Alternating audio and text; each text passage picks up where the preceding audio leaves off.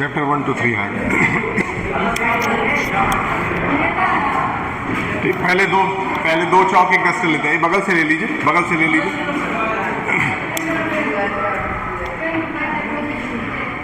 आपके टीचर का कहना है चैप्टर 1, चैप्टर 2, चैप्टर 3, ये 16 तारीख वाले टेस्ट में 3 चैप्टर वो देंगे। अब 3 चैप्टर में से कोई एक चैप्टर आप सेलेक्ट करिए जिसका रिवीजन यहाँ पे हम लोग हाफ आवर के अंदर कर सकें। चैप्टर 1, 2, 3 में से कोई एक चैप्टर ऐसा सेलेक्ट कीजिए जिसका रिवीजन हम लोग यहाँ पे आधे घंटे के अंदर कर सकते हैं। आपके टीचर तो कह रहे हैं 3 आएगा। हाँ, prove that √5 is a irrational number. ठीक,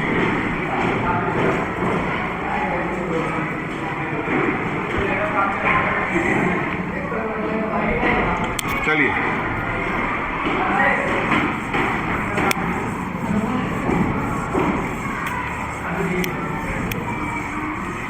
अब आपको चैप्टर नंबर 1 में से एक सवाल इन्होंने पूछा है।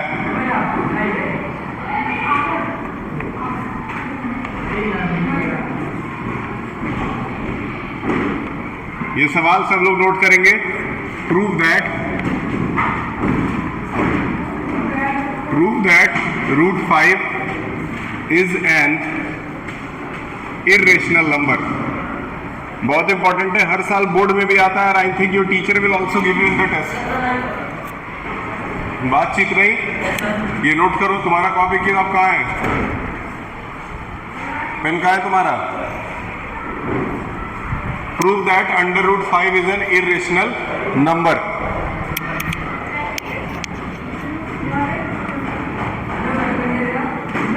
Prove that √5 is an irrational number.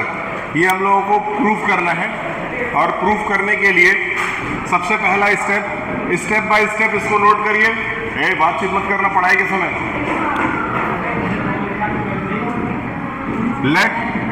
सबसे पहला step, let √5 be a rational. Let √5 be a rational number. हाँ, √5 को हम लोगों ने क्या माना? रेशनल नंबर मान लिया। पहला स्टेप सब लोग ये लिखेंगे। अगर ये सवाल आता है या इस तरह का कोई सवाल आता है तो पहला स्टेप यही होता है कि उस नंबर को आप रेशनल नंबर मान लेंगे। उस नंबर को आप रेशनल नंबर मान लेंगे। ठीक, अब नीचे लिखेंगे therefore √5 is equal to a/b। यानी कि √5 को a/b के फॉर्म में अब लिखा जा सकता है, क्योंकि वो एक रेशनल नंबर बन गया। तुम आगे आके बैठो। √5 एक रेशनल नंबर है, इसलिए it can be written in the form of p/q। क्या ये 2 स्टेप समझ में आया? समझाओ, क्या बोला गया? समझाओ।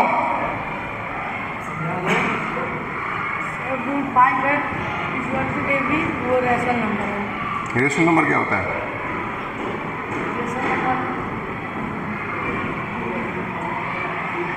या तो चुपचाप रहो और या तो ध्यान दो, दूसरों को डिस्टर्ब मत करो। ठीक, अब यहां से अगला स्टेप, इसको ऊपर ट्रांसफर कर देंगे। ऊपर जाके मल्टीप्लाई हो जाएगा। √5b is equal to a। ये आ गया आपका अगला स्टेप। एक एक स्टेप करके इसको तैयार कर लीजिए। क्या तीनों स्टेप क्लियर है? ठीक, अब यहाँ पे लिखेंगे स्क्वायरिंग बोथ द साइड्स। यहाँ लिख दीजिए squaring both the sides. Squaring both the sides.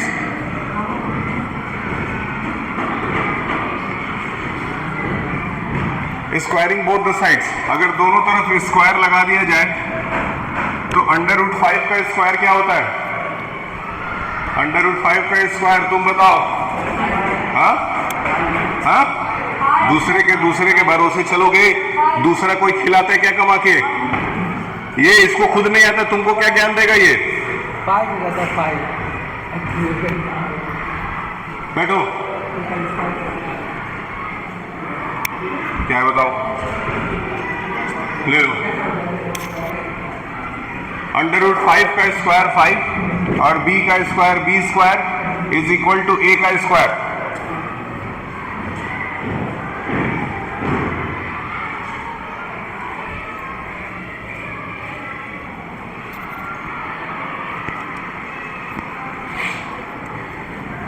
इतना सबको आ गया समझ में? अंडर रूट 5 का स्क्वायर 5, b का स्क्वायर b स्क्वायर और a का स्क्वायर a स्क्वायर। अब यहाँ समझिए ध्यान से, यहाँ क्या है, 5 को मल्टीप्लाई किया जा रहा है b स्क्वायर से, तो आंसर कितना आ रहा है? इसका सीधा मतलब जस्ट लाइक दिस कि 2 को 4 से मल्टीप्लाई किया जाए तो आंसर कितना आता है? इसका सीधा मतलब 2 के टेबल में 8 आता है। क्लियर है? उसी तरीके से अगर यहाँ पे 5 को मल्टीप्लाई किया जा रहा है b स्क्वायर से तो आंसर a स्क्वायर आ रहा है, इसका मतलब 5 के टेबल में a आता है। तो लिखिए 5 is a factor of a square. 5 is a factor of a square, वो इस रिलेशन से हमें पता चल रहा है इजिली। अगर 5 is a factor of a square है तो 5 is a factor of a भी होना चाहिए।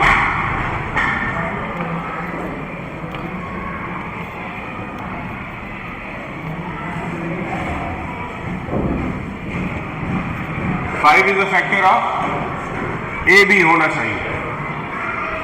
अगर 5 is a factor of a square है तो 5 is a factor of a भी होना चाहिए। क्लियर है? ये सवाल का हाफ पार्ट यहाँ खत्म हो गया, आधा हिस्सा। क्या यहाँ से यहाँ तक में किसी को कोई दिक्कत? ठीक, एक लाइन आपको यहाँ और बढ़ा देना है, यहाँ पे लिख दीजिए a and b have no common factor except 1। मतलब 1 को छोड़ करके a और b का कोई भी कॉमन फैक्टर नहीं होना चाहिए।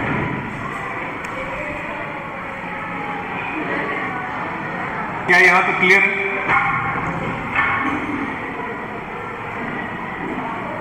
ठीक, अगर यहां तक क्लियर है तो इसके बाद से ऊपर से थोड़ा सा रब करना पड़ेगा।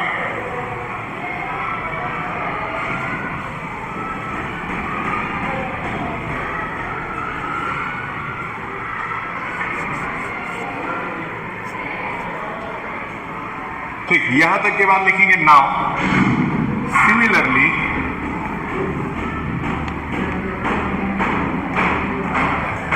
जो स्टेटमेंट्स हैं वो आप अपने लैंग्वेज में, खुद के लैंग्वेज में भी लिख सकते हैं।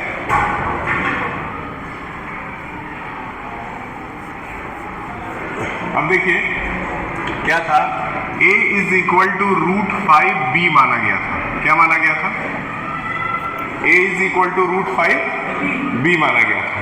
सही है? यहां तक पहले नोट कर लीजिए।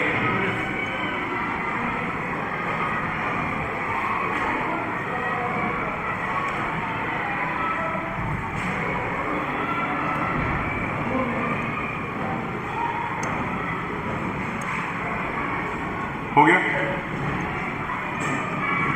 ठीक है, a is equal to root 5b माना गया था। यहां हम क्या मान लेंगे, let a is equal to 5, बस b को रिप्लेस कर दिया और उसके जगह क्या ला दिए? c ला दिए। क्या ला दिए? c। किसी बुक में c की जगह कुछ और भी ला सकता है, या फिर आपने अगर इसी तरीके से अगर क्वेश्चन लगाया होगा तो उसमें c की जगह d, a, b कुछ भी ले सकता है, p और q भी ले सकता है। इसका कहीं से मतलब नहीं है, लेकिन हम लोग एक काम करेंगे, एनसीईआरटी को ही फॉलो करेंगे। जो भी एनसीईआरटी में लेके चला होगा वही हम लोग को भी लेकर के चलना होगा। तो एनसीईआरटी को अगर देखा जाए तो एनसीईआरटी में root 3b is equal to a ही लेकर के चला है, इसलिए a is equal to 3c लेकर के चला है, तो यहाँ a is equal to 5c हो गया है। बिल्कुल सही है, कोई दिक्कत नहीं है। अब इसके बाद से ये वाला जो पार्ट था, ये इसको यहाँ नोट कर लीजिए, 5b square is equal to a का स्क्वायर। अब a के जगह हम लोग क्या रख सकते हैं? a के जगह क्या रख दिए? a के जगह यहां क्या रख सकते हैं? 5c। तो 5b square is equal to यहां क्या आ गया? 5c का स्क्वायर। बताइए 5c का स्क्वायर कितना होगा? कितना? 25। इसको इरेज कर रहे हैं, तो 5b का स्क्वायर इज इक्वल टू इधर कितना आया? 25 सी का स्क्वायर। अब एक बात बताइए, इसको इससे काट सकते हैं? कितनी बार में कटेगा? तो b square is equal to 5c square है कि नहीं, ये बताएं। सही है, इसका सीधा मतलब यही हुआ। इसको इरेज कर दे तो देखिए,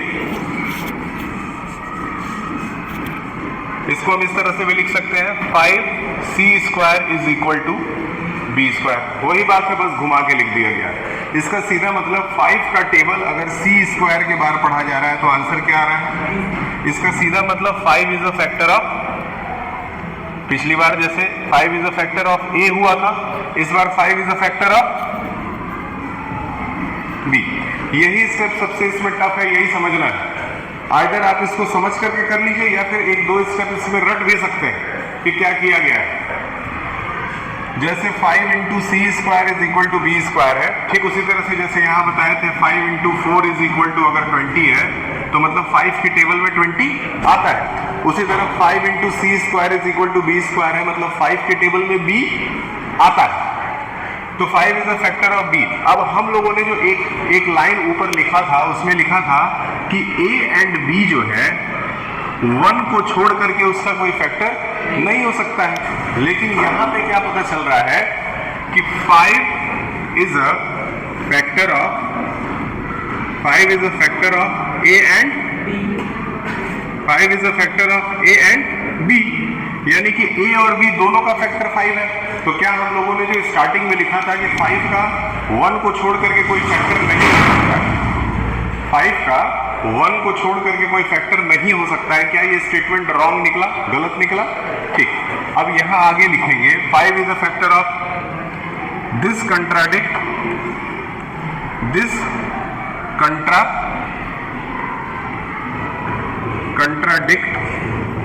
द फैक्ट, इसको रटना पड़ेगा एक दो line, the fact that a and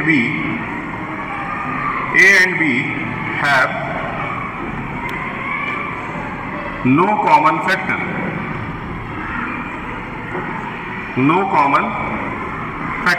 ये लाइन रटना पड़ेगा। This contradict that a and b have no common factor। फिर therefore, नहीं तो नीचे लिखिए दिस कंट्राडिक्शन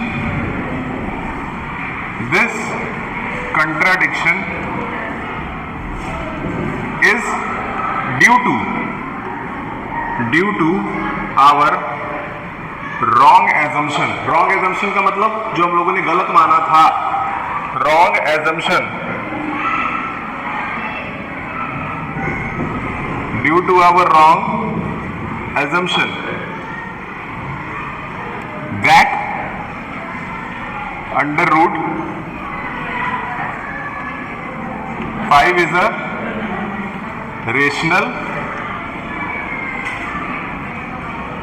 number। लास्ट में therefore under root 5 is an irrational, बताएं, irrational, याद रखिए। अब इतना आपको किसी भी हालत में लिखना है अगर नंबर पाना है।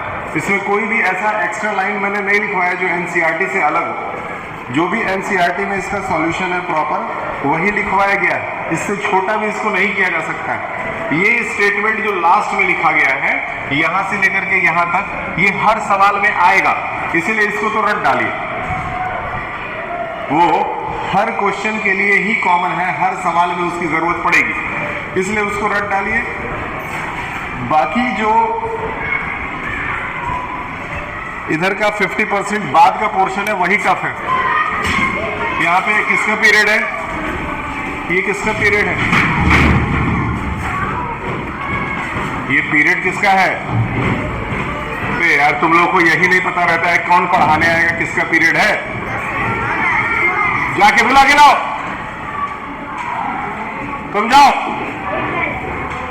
हाँ जाओ बुला के लेके आओ।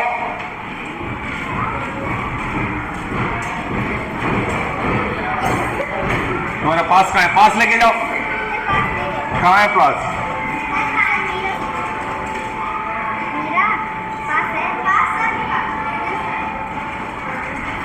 जाओ बुला के लाओ।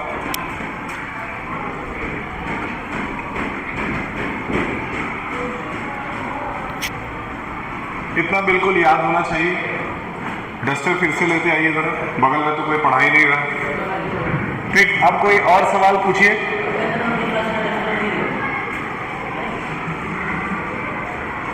आपके क्लास में स्टार्टिंग में डस्टर दिया गया था? दिया गया था। उसको फाड़ा किसने? हाँ, तो कहाँ चला गया? उस पे क्लास 10th लिखा हुआ था ना? हाँ, एक ही दिन में गायब हो गया, तो कैसे लिखे? अरे यार अक्षर से एक पता नहीं क्या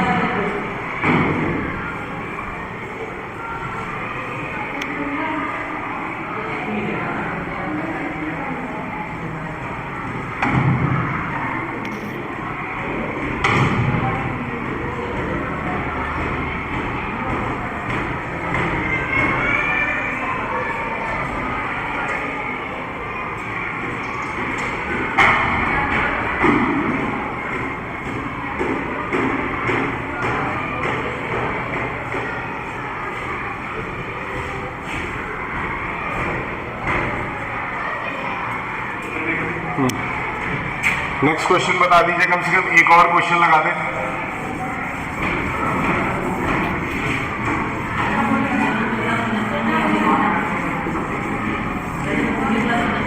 एक और क्वेश्चन बताइए।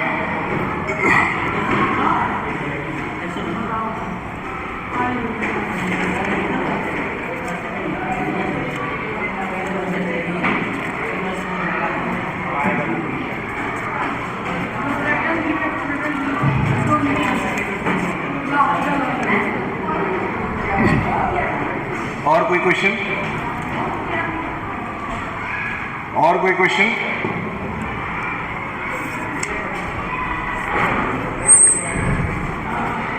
आपको सब आ रहा है?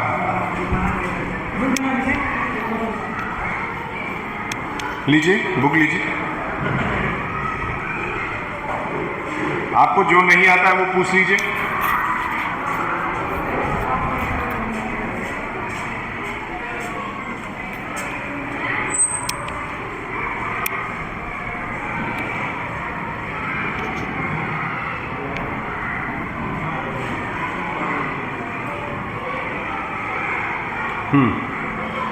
कौन सा नहीं आ रहा?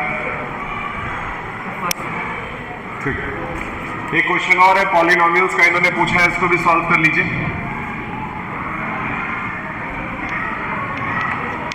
ये पॉलिनोमियल से सवाल है 2.2 का, क्वेश्चन नंबर 1। देखिए, सबसे पहले कह रहा है x square minus 2x minus 8 आपका सवाल है। इसको पहले ब्रेक करना सीखना है। ब्रेक करने का तरीका इसके पहले भी आप लोगों को कराया गया है। याद रखिए, एक्स स्क्वायर के साथ कुछ नहीं है तो वहां क्या है? 1 है। 1 से लास्ट वाले नंबर को, यानी कि सबसे पीछे वाले नंबर को 1 से 8 को मल्टीप्लाई कर दिया जाएगा। आंसर कितना आएगा? 8। अब 8 को ब्रेक करेंगे, 2 से 4, 2 से 2 और 2 से 1। इन तीनों के हेल्प से आपको -2 लाना है। ठीक, इन तीनों के हेल्प से एक गिलास पानी दे दीजिए। ठीक, थैंक यू। ठीक है, इन तीनों के हेल्प से आपको -2 लाना है। कैसे आएगा बताएं?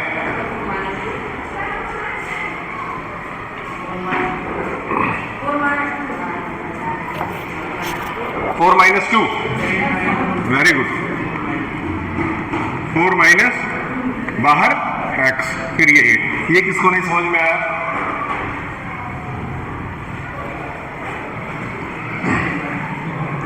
ऐसा क्या किया है कि ये आया है?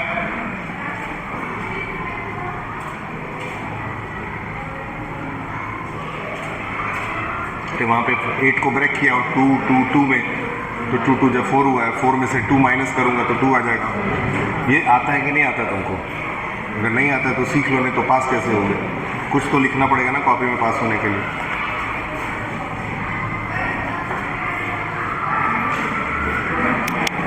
ठीक, अब अगला स्टेप बताएं।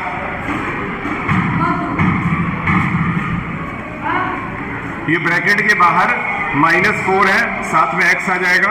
क्योंकि ब्रैकेट के अंदर माइनस था तो अब क्या बन जाएगा? ये स्टेप याद होना चाहिए, क्योंकि ब्रैकेट के अंदर माइनस था और बाहर भी माइनस था, तो बाहर अगर माइनस रहता है तो अंदर वाला साइन चेंज हो जाता है, ये सबको पता होना चाहिए। अंदर वाला साइन चेंज हो जाता है अगर ब्रैकेट के बाहर माइनस रहता है तो। ये समझ में आ रहा है? Yes sir. ठीक। अब इसमें से दो दो का पेयरिंग करके कॉमन ले लीजिए। बताएं इसमें से क्या कॉमन होगा? What will be the common from this one? x. Now what will be the remainder inside the box? Can you tell me? X minus 4. And here you have what you will take? What should be the common? 2. Then what will be inside the bracket?